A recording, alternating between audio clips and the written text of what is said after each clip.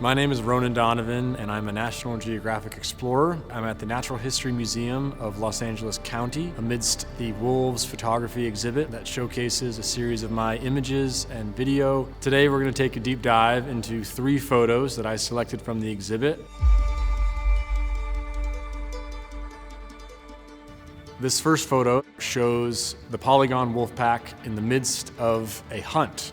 They were testing a muskox herd. There was 3 males. One of them was injured, had a limp, and the wolves were trying to figure out if they could get access to that injured animal. What ended up happening is 2 other male muskoxen came to the aid of the injured bull and basically formed this wall, and the muskoxen were able to defend themselves against the wolves. Wolves, they aren't born with all the skills they need to hunt. They have to practice and be taught. Here we have the wolves kind of relaxing, trying to understand what the strategy is, and it's the most experienced animals in the wolf pack that are the ones that are leading these hunts. The closest animal that's very intent, closest wolf, that's the oldest male in the group, and then the rest of the wolves behind him are the least experienced as they go further and further back to the pups that are up on the hillside watching the action and learning how to hunt. Wolves are hard to photograph in most parts of the world because they're scared and shy to humans. That includes Yellowstone National Park, and I spent the first 3 or 4 months of the assignment not making any pictures that were ever going to be published. And then when I went to the Canadian High Arctic, wolves are not scared of people there. They're actually curious. They come up and inspect and try to steal things. And there the challenge became actually being able to keep up with the wolves.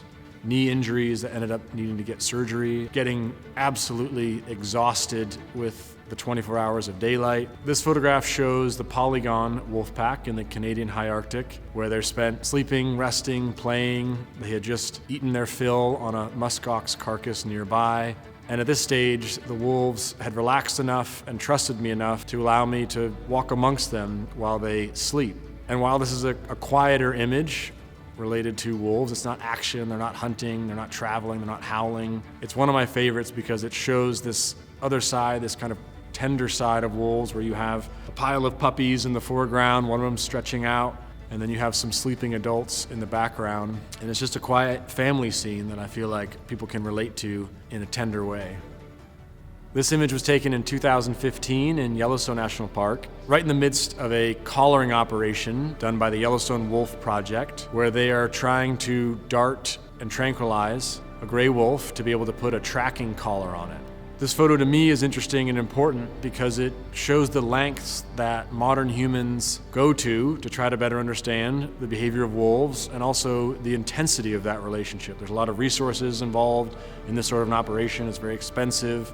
It's dangerous for both the humans and the animals. This helicopter, the pilot, this exact time of year and style is the same that is used to lethally remove wolves. Some wolves that maybe get into conflict with livestock are determined to be removed from the landscape. And it speaks to the modern human relationship to wild wolves and the ongoing understanding of how to coexist on the same landscape.